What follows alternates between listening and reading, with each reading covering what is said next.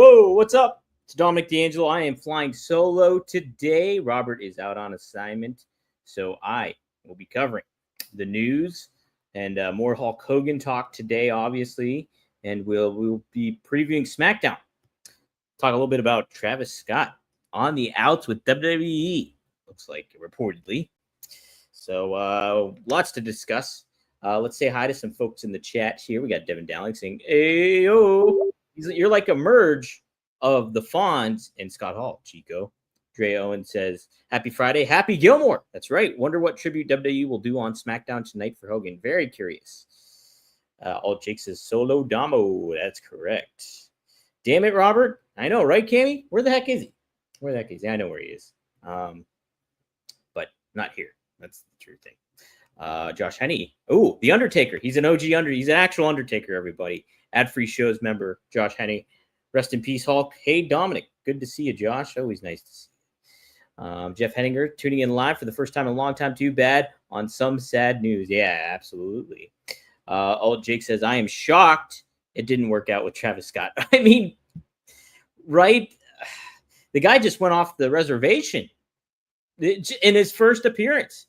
Took up all that time at WrestleMania and clubbed Cody Rhodes, broke his eardrum, I think. Cody no-sold it, but man, I mean, that's what you do if you're in the business. You got to no-sell it, right? But look, just a bad, completely, the relationship, I understand the reach you're trying to make, like a big rapper name and, has millions and millions of followers and all that stuff. It's just tough because, yeah, you have that reach, but I mean, like things can sour and with stuff like that, and he certainly didn't. He's not a Logan Paul or a Bad Bunny or even a Jelly Roll who really invested himself into the product and made himself a big player teammate. These guys, they don't need to be a part of WWE. They want to be a part of WWE. Like, Logan Paul's all in. I hear great things about Logan Paul behind the scenes. And then, like Jelly Roll, it's clear that he's a big time. He's into it. If you get that, you need that perfect mix of star power, cross promotion star power, even more so bigger, and passion. It's one thing if you have a big star and they don't show the passion, or they don't take it seriously, or they don't put in the effort. I mean, look, say hypothetically, I'm like, okay, hey, Dom, whoa, you're like Pat McAfee. I am? Wow, I'm a big star like Pat McAfee. Hypothetical. This is completely hypothetical. Obviously. Say it is. Say, Dom, man, why don't we get you on WWE programming and maybe you get a little physical? And I'll be like, yeah, sure. Let me, I think I can throw a punch and I can do all this stuff. And I just don't. I show up when I'm only needed. I don't show up to maybe some training sessions. This is all hypothetical. I don't know exactly what Travis Scott was. Well, he clearly wasn't training or working in the ring that much. But I mean, like, if you're not doing your due diligence, this is not a thing you can get into. Okay. If you look back, okay, to tie this into Hulk Hogan, I saw, shout out to my mom. She sent me a Johnny Carson interview with Hulk Hogan. It's Hulk Hogan's first ever late night appearance. It was 1982. And so, casual conversation happening. Hogan is really big. He's massive. And like, this is fresh in Rocky 3. So he's talking about the movie, but Carson goes like, "So is it fixed?" Oh boy. Hogan. And this is why Hogan was such a good ambassador for pro WWE and pro wrestling at the time. He defended it. Like, he did not say anything. He's like, "That's not a good question to ask," basically. And like, wasn't mean to Carson whatsoever, but played it off. And like, Carson then reverted the topic back to movies, back to Rocky 3. Like, "Hey, how'd you get involved?" Hogan was talked about a little bit. He's like, "But I do want to get back to wrestling."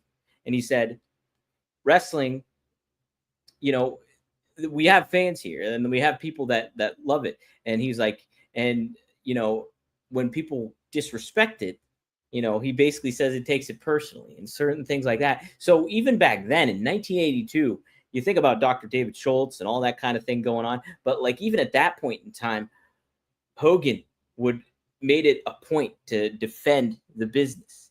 And like you think about somebody like Travis Scott getting involved.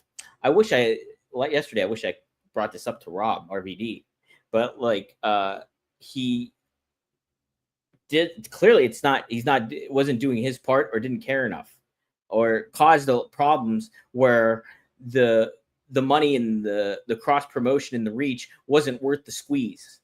And so, and even couple last week, Rob talked about, you know, the fact of Jelly Roll getting involved.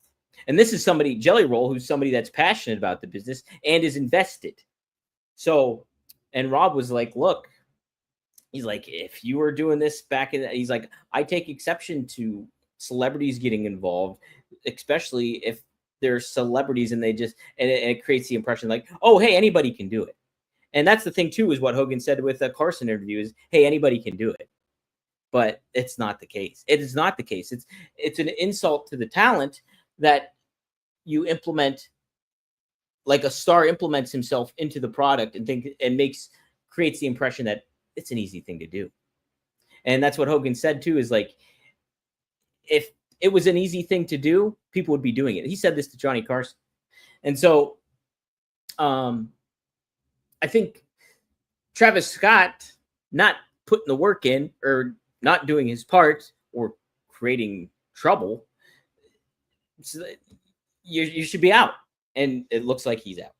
And good. I mean, it's not like he was a needed aspect of it all. More who was needed was The Rock in this whole John Cena, everything like that. Travis Scott felt like Scrappy Doo. He's Scrappy Doo, everybody. And Scrappy Doo was annoying. Okay? Scrappy Doo was a pain in the ass. You know, Travis Scott, not needed. Don't care. If he's not passionate about wrestling, and wrestling fans see through that too. If you don't give a crap, we don't give a crap. We were automatically, fans who are really invested in wrestling are automatically attuned to being against an outsider. And I don't mean Scott Hall and Kevin Nash whatsoever. I mean an outsider coming into the business. Like, you're immediately on watch when you get in there. Now, if you show something like a Logan Paul, and even Logan Paul is hated. But if you show something like a Bad Bunny or a Pat McAfee, you get embraced. But still, you're still kind of on the outs. You're still kind of on the outs if you're just a celebrity. You know what I mean? So if you're not a part of it, you already have the deck stacked against you. So let's see. Scrappy Doo, is Butch back? How dated of a reference is Scrappy Doo now? Who is a modern day Scrappy Doo in today's pop culture?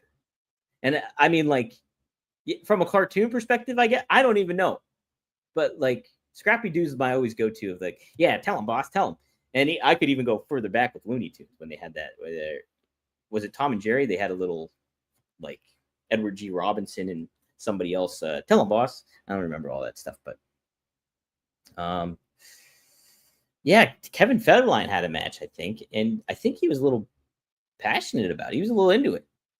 Jeff Hangers, yeah, against Cena and actually won. Wow. Imagine having a win against John Cena, and you're just the boyfriend of a big name celebrity. So, but yeah, Travis Scott isn't that needed.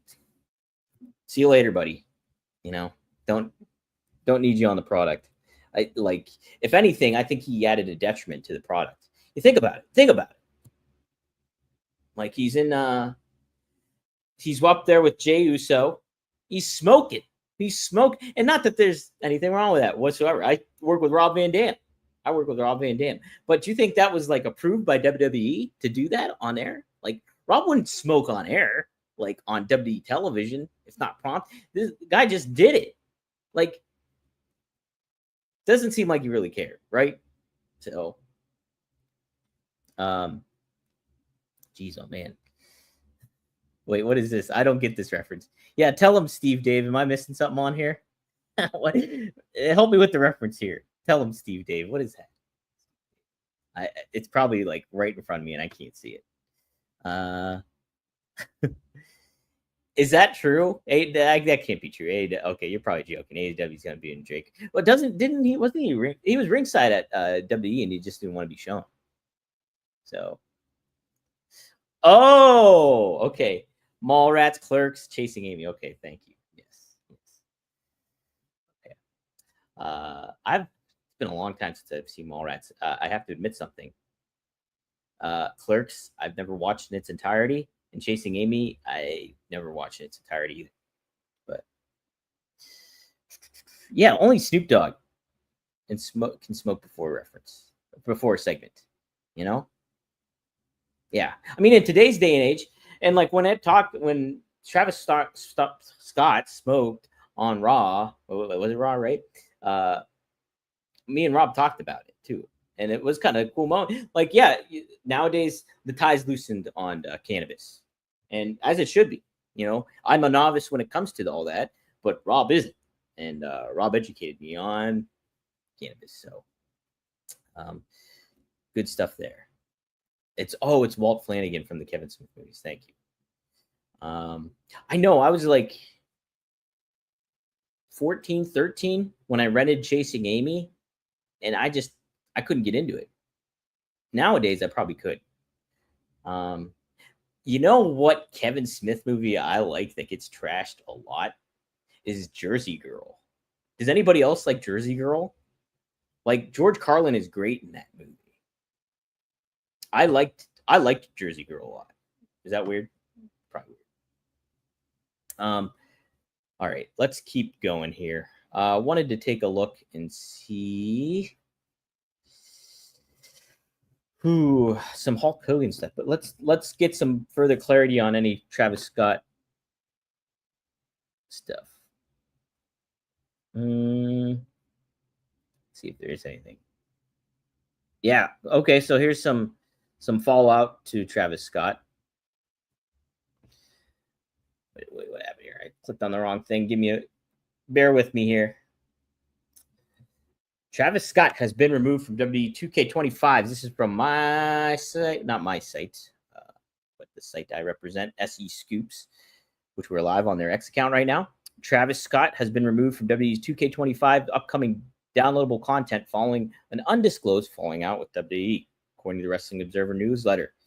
The Grammy-nominated rapper was originally scheduled to be revealed as the celebrity surprise for this month's DLC announcement. Instead, El Grande Americano will take Scott's spot in the celebrity roster, while Aleister Black has replaced him in the WrestleMania pack.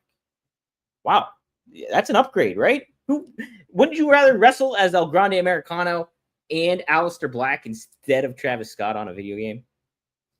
I don't think Travis Scott can do the Black Mass, and I don't think he's got the diverse flavor of an El Grande Americano. So how about that? So yeah, not needed. Don't really care. Understand the first approach of it all and implementing him into the product, but did not do anything. Okay, so here's a report of how WWE will handle Hogan's passing. This is also written by SE Scoops, but this is according to Sean Ross of Fightful Select. The report states that WWE intends to honor Hogan as a key part of the WWE family and will highlight his contributions accordingly. WWE has already put out a statement in addition to a lengthy tribute on WWE.com. Yes, with tonight's SmackDown being WWE's first event since Hogan's passing, fans can expect a 10-bell salute and a tribute package as the typical death of high-profile stars. Yes, his final live appearance for WWE came at Raw's Netflix debut, where he was booed by the Los Angeles crowd. So, yeah, I mean, if I were WWE, it's a kind of a tough thing to, like Robert said yesterday on our special bonus episode, we did a rumor and innuendo that, like you're very close to SummerSlam. So you have to build towards that show. That's important. And so, like, to take up a whole show and honor Hogan would not probably be conducive to what you're trying to do for SummerSlam. However, Hogan's like the biggest star in pro wrestling history. So, like, I would find an in between. And I guess my best in between would be what Sean Ross Sapp is reporting about, them making the right contribution. So I would imagine a 10 bell salute, right? 10 bell salute. I would have, I'm trying to think. Yeah, you could have the roster stand on stage if you want. That's a tough thing though, right? Like, especially if, I mean, I don't know. That's something that I would get the temperature of the locker room with, I guess. But I mean, like, if you're standing out there for Hogan, you'd be standing out there for his contributions to the business. I would kind of make that a little bit more clear, but that's a tough go. I mean, to put somebody in a position where they maybe necessarily didn't agree with or align with Hogan and feel the same kind of sympathy towards him because of those reasons, it would be tough to put a talent in a predicament like that. So I don't know if I'd maybe necessarily do that, but perhaps you can do the 10 bell salute, show a nice video package. This is probably the best thing you can go with, is show a nice video package. And I think throughout the show, show some highlights, people talking about him and stuff like that. But Jake also adds in, no roster on the stage, not for this. I know you wouldn't even do a 10 bell, huh? Just a very nice. I would do a 10 bell. I would. You don't have to have the roster on stage. I think that's a good in between, is do the 10 bell. That's the thing. I think you're walking that line of like what Hogan has been known for as of recent and his undeniable contributions to the business. So, I don't. I think you have to find that good in between. I think a 10 bell is appropriate.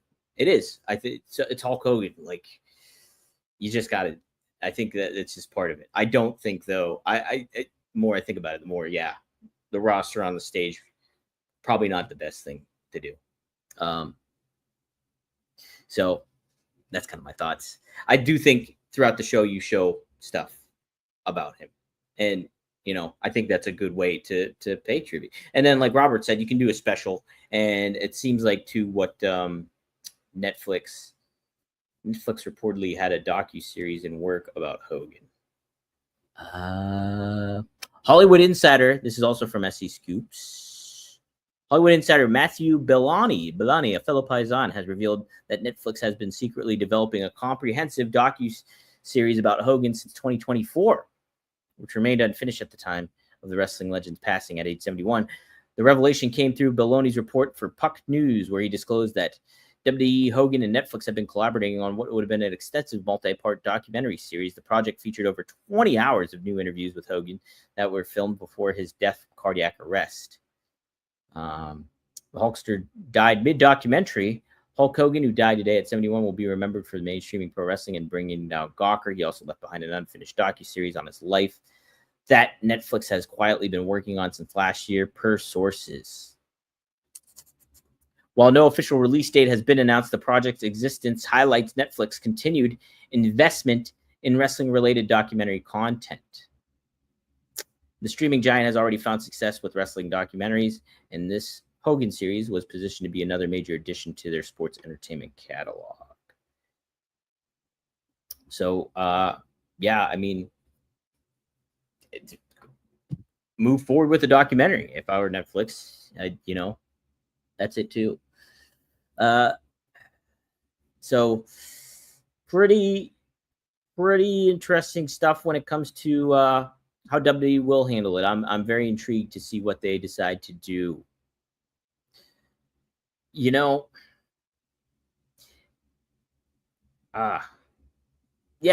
just trying to think. Impact honored Hogan with an opening tribute that was very nice. I thought Dana White he had some interesting comments here. Just looking here. Who? Dana White appeared on Jesse Waters' primetime on Fox News to reflect on the passing of Hulk Hogan. Although White admitted his background leaned more towards boxing, he emphasized that Hogan was part of the cultural foundation that ultimately influenced his path with the UFC. Interesting. Dana White says to say that WWE boxing and other things at that time, from the Muhammad Ali to Hulk Hogan, Vince, and Don King, all the guys who paved the way for me to be where I am today, all had an impact and lasting impression in my life. I grew up in that era. My era, the 80s, were incredible. Not just them, guys like Stallone and Arnold. And the list goes on and on of the men of that era. Reagan, I mean, I could go on and on. He was on Fox News, so there's a Reagan shout out for you. Yeah, like, I mean, it does. You think about what they're doing with the Real American Freestyle Wrestling. It's gonna be like a blend of both. I'm sure you're really gonna try to showcase the personalities of the wrestlers because it's not predetermined, and it is amateur wrestling. It is not pro wrestling. So what is going to appeal to viewers? And they are moving forward with that, by the way. Eric Bischoff, I believe, continued to say it's press on ahead, basically. So there is that to think about. What else do I want to talk about? Let's take a look at SmackDown and what the preview is for that. So when Robert's not here, I don't do a rundown. Because it's just like I will find it as I go. But, it's a little fast and loose when it comes to this. A little fast and loose. I do. But I do need to take a break, though. However, to talk a little bit about our friends, our dear friends. What do you think I'm going with here, guys? Am I going with, what sponsor am I going with? I am going with the Perfect Gene. Oh yeah, it is time for the Perfect Gene. And these jeans are indeed perfect. I am not lying. I am not lying when I say my pair of Perfect Jeans is my favorite pair of jeans I've ever owned.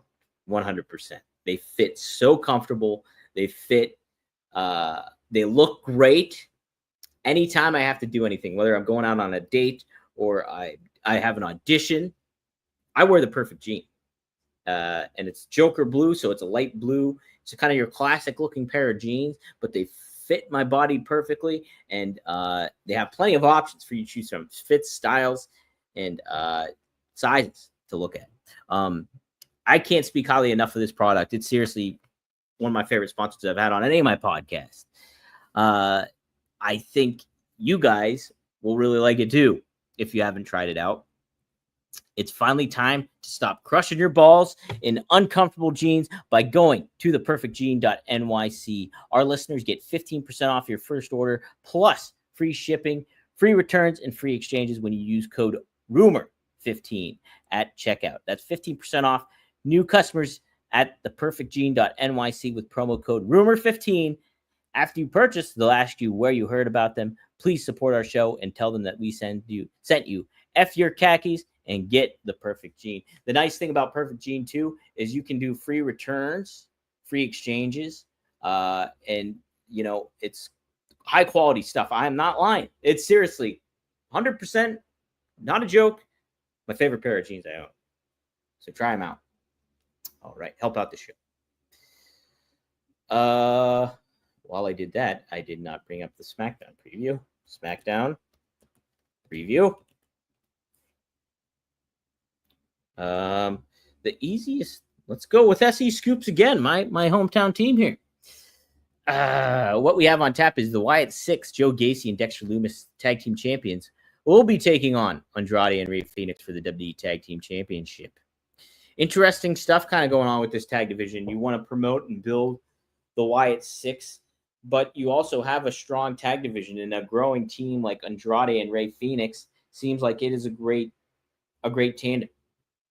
I hope some chicanery happens here where the match gets thrown out and you protect Andrade and Rey Fenix, and in turn you also keep the titles on the Wyatt Six.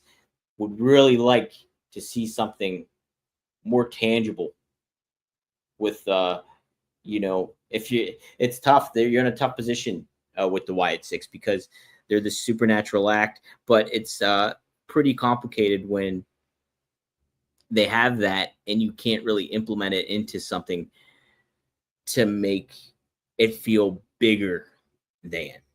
And I think when we got introduced to the Wyatt Six, it felt bigger than. It felt like a whole company surrounded thing. Like, this is gonna be wild. Because that first impression where they went through the locker room, or they went through Gorilla, they went through backstage, you saw the bloody Chad Gable, you're like, what is this crew gonna do? And I think, it's sad. It's a bummer that it was just focused on Chad Gable at the time. Like, the story if you buy into it because there was a reason that they attacked Chad Gable. Family was the reason, and he was treating the Alpha Academy like crap, so that's why they attacked him. So there was a reason. Doesn't seem like there's much of a reason here. I would like a reason for the Wyatt Six to be doing what they're doing. When you put tag team titles on the line, I guess that's a reason, but they seem to have a bigger reason. Like, their cause, they need a cause and a purpose to go. Like, that's kind of what we were told about from Bo Dallas or Uncle Howdy. And so now we don't necessarily have that. And you just don't get that creepy implementation. At the same time, though, is it really fitting your product? And is it something that you can really, really invest? It's something that really takes a lot of focus and takes a lot of time to do. And that's the question. It just doesn't seem like that's a huge priority right now for WWE. And, I don't know how to feel about it, really.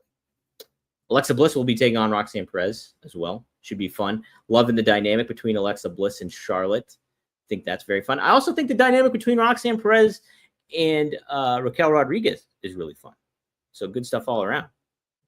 How about this, too? We get Randy Orton and Jelly Roll facing off against Drew McIntyre and Logan Paul. I like that. Love what Drew McIntyre had to say earlier in the week with Logan Paul. Just great stuff. My 2024 Wrestler of the Year, Drew McIntyre, hands down. Right now, who is your 2025 Wrestler of the Year, if you had to pick? I thought about this the other day, and I'm going with Gunther right now. And I know that's probably maybe a questionable one because of what happened at WrestleMania and the in-between of him versus Goldberg. But I just think he's pretty Teflon, and he puts people over. He put Jey Uso over. He's put, Goldberg over in many ways. I think he's like the steady Eddie here this year. And he is the alternative to what we're used to with the W presentation. Like, he is the guy that you can plug in. He's entertaining, but he's not like what you think when you think of sports entertainment. Cody Rhodes is set to appear as well.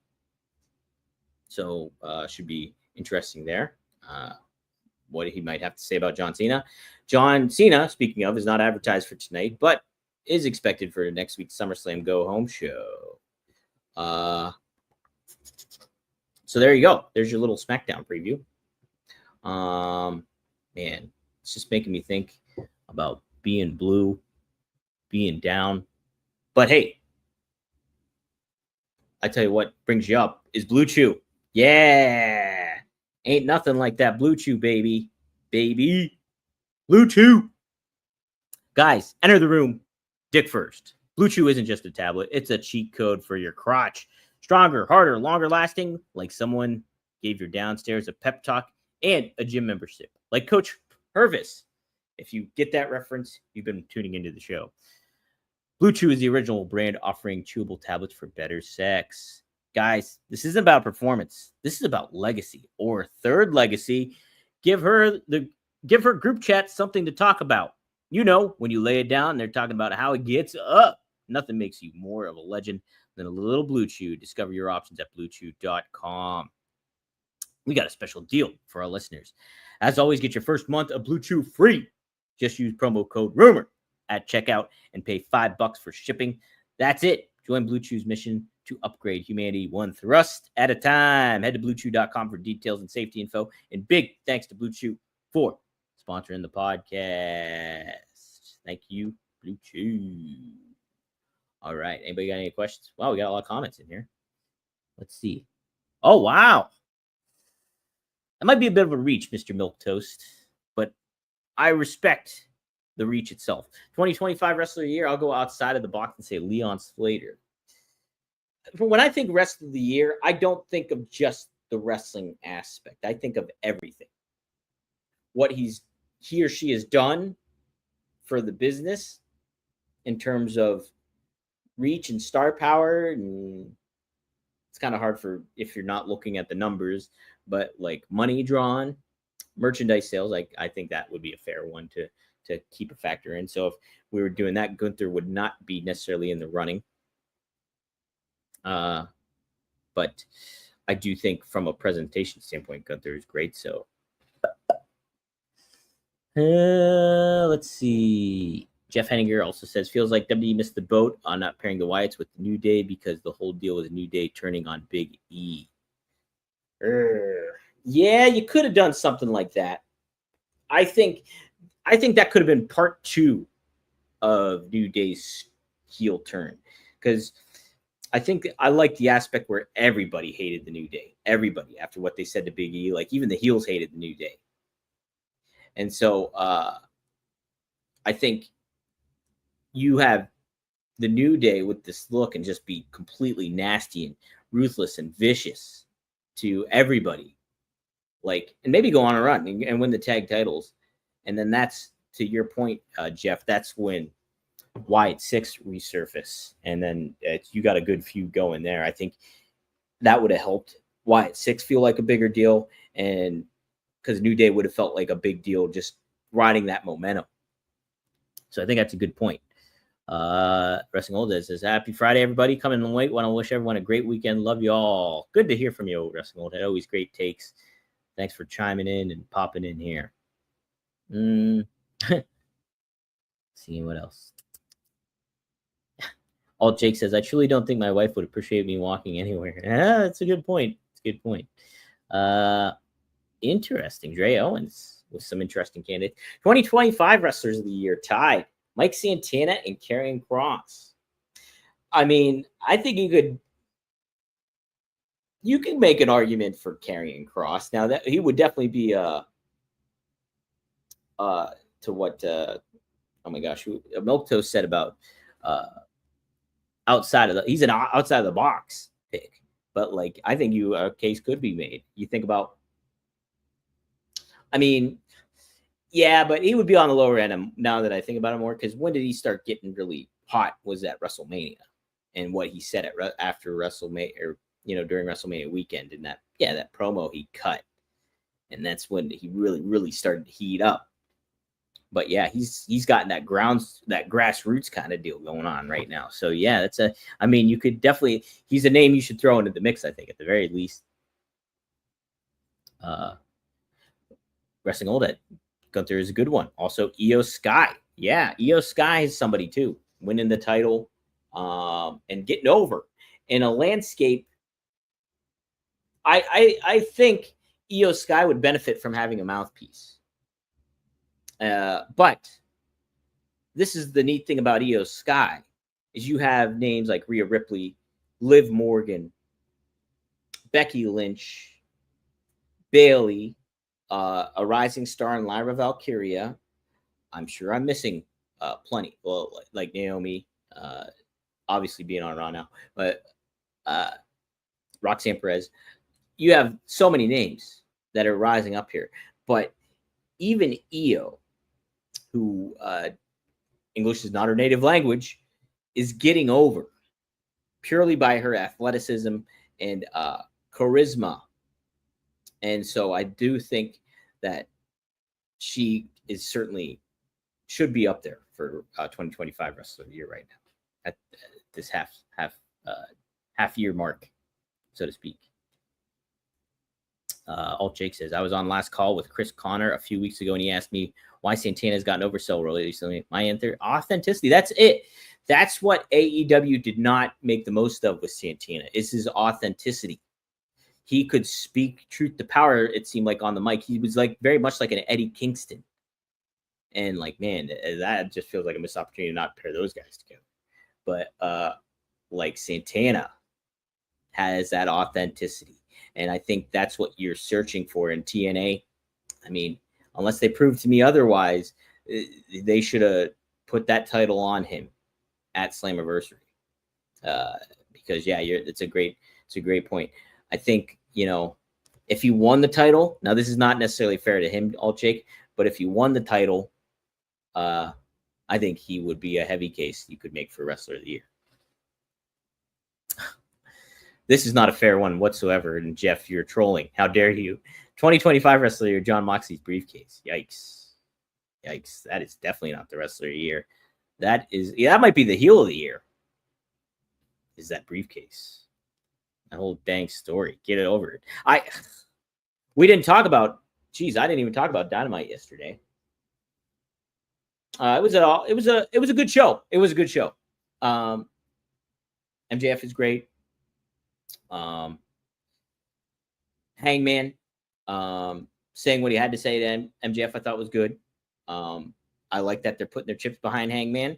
He is the champ, so here he is. I like that he handled Wheeler Utah relatively easy and showed him mercy with the chain and stuff like that. And the fact that nobody came out for Wheeler Utah. And he may acknowledge that to Wheeler Utah. So I like that kind of setup. Bobby Lashley having enough of MJF stuff. I like his good stuff. I do think that whole thing seems like this should have taken place over the course of more time. Like Bobby Lashley flipping out on MJF, and then he's already kicking him out of the thing. Seems like pretty rushed thing to do. What's the point? What was even the point of having MJF in the Hurt Syndicate at all? It just doesn't feel like we needed it necessarily. Like MJF's a big enough star. Bobby Lashley and Shelton Benjamin are big stars, and they're being positioned as a dominant tag team. So why even have that? I guess you could position it in the fact that if you're turning the Hurt Syndicate babyface, then that makes a little bit more sense because, look, you have them helping out Edge or Cope. And so I guess that makes it a little bit more sense of, hey, we do need MJF as a heel to be a part of this heel group to help them turn face and make it make sense. And I think that does make it make sense. So if you're going to do that, that's it. But the thing is like, if that's the case, you got to have the Hurt Syndicate just be a complete dominant babyface tag team and just make those tag titles feel like a really, really big deal. Really big deal. And that in turn means you got to build your tag team division. You got to reestablish your tag division. Because right now, what do you got? You got Jet Speed. They've lost in the tournament. So I would make them a tag team. I would separate them as singles out. FTR, okay, big tag team. That's a tag team that you should utilize and use in the mix. But look, other than that, it's like the Guns, you got to get the Guns in the mix, like reestablish them, but they already feuded with that. That's the difficult thing about all this stuff is like, there's also a note too is the women division is stacked, completely stacked. This was a telling thing here. Tony Storm taking on Billy Starks was great.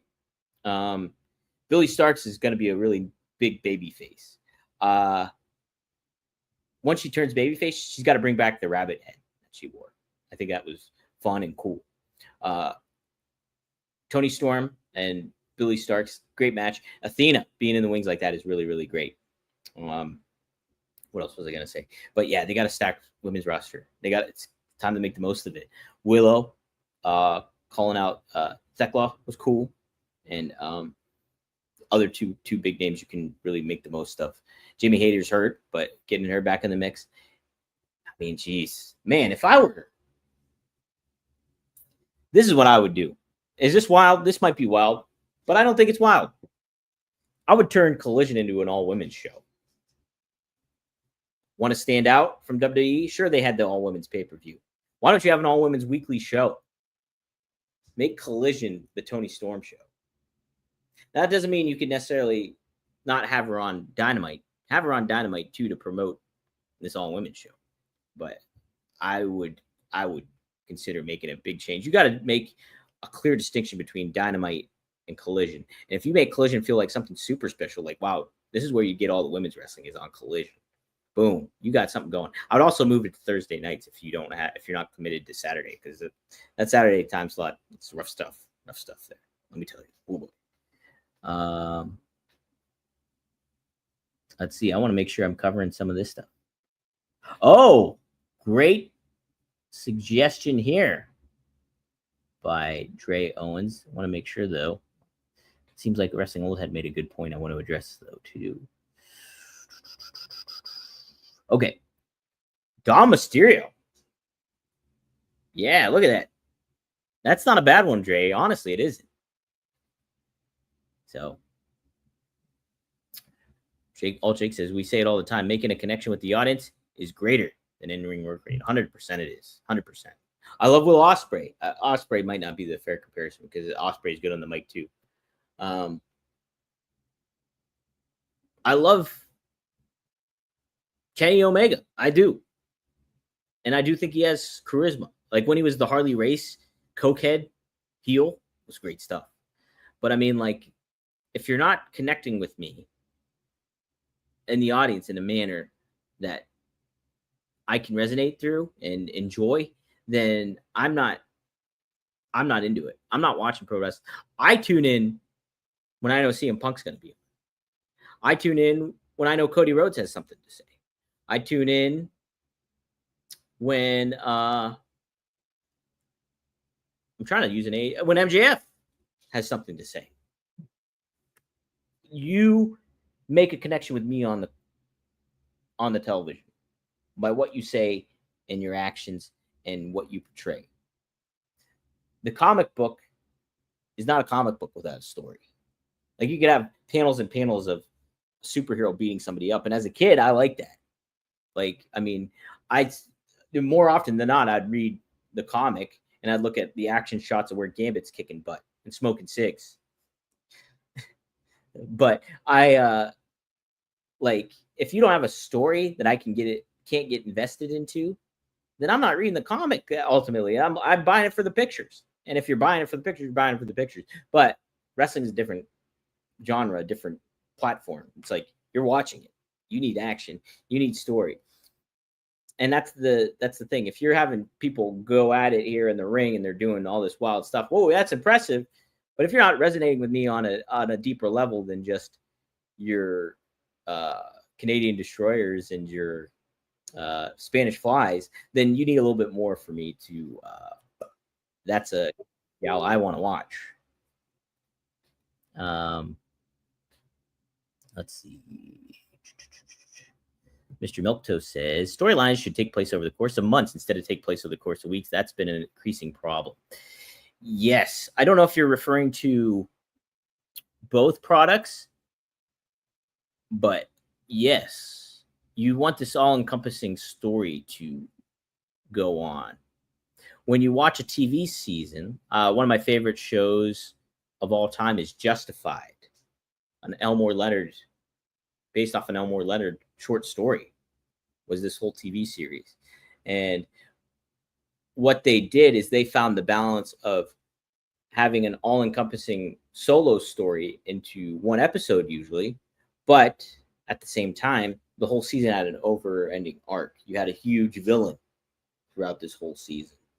And then you had to watch how Raylan Givens, the protagonist, Timothy Olyphant, was going to get justice. So I think that's very important.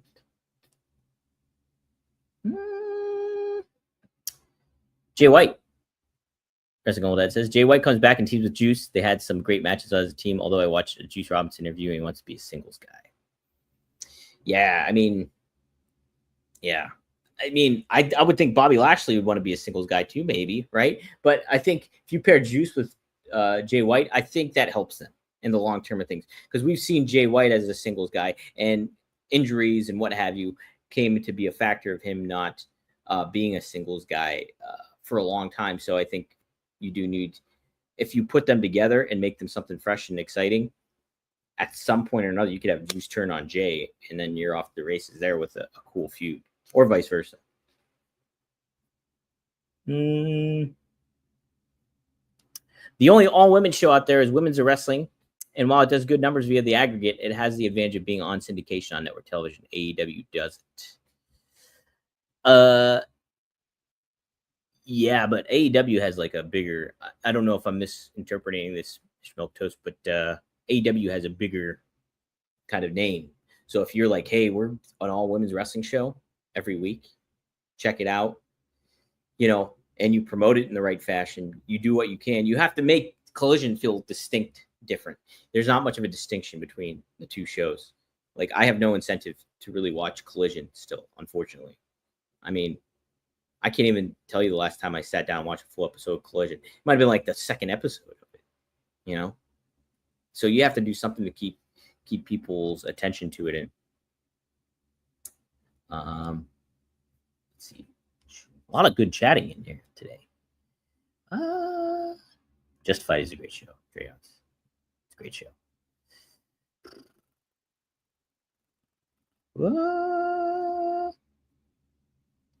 Connection versus work rate is Hogan versus Beck. Hulkamania is still running well. Right. That's a great point. It's a great point. I have no further things to add on that. Okay, I guess that'll do it. Almost an hour. Holy smokes. So you guys got a huge chunk of Rumor and Innuendo. I'll be back on Monday. You can catch us every Monday through Friday right here at the Dominic D'Angelo X account, at the WD Creative _ish X account, on YouTube, ad-free shows, Rumor and Innuendo, and you didn't know YouTube channel, as well as the SE Scoops X account. So be sure to tune in. Give us some feedback. Rate us 5 stars on any of your podcast platform of choice. Help out the show. Be sure to like and share the video. Make a comment. And shout out the show. Tag me in it. I'm such a diva. I want my name in the print. All right. Thanks for tuning in, everybody. And I'll see you Monday. Best of luck in your future endeavors. And RIP Hulk Hogan again. All right. See you guys.